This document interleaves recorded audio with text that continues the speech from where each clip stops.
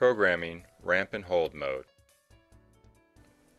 It is helpful to write down your ramp and hold program into a table format as pictured here. To begin entering your program, press the ramp and hold key. The first piece of data the controller will ask you for is where you want to store the program. You have a choice between 1 and 6.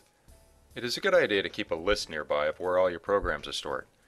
This will help prevent you from overwriting existing programs.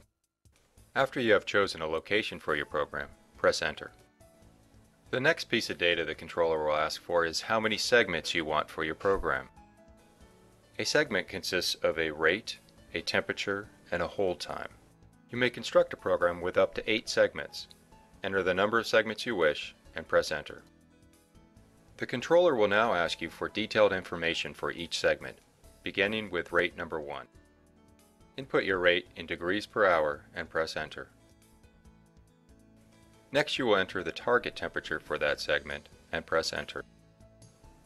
The final piece of information you will need for the segment is whether or not you want to hold at that target temperature.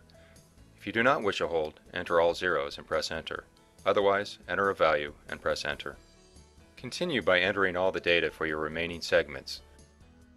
After the last segment hold has been entered, the controller will flash Alarm, or ALRM. If you want the alarm to sound at a designated temperature, enter that value now and press Enter. If you do not wish to have an alarm, press 9999 and press Enter. The display will briefly flash CPL for complete and then return to idle mode.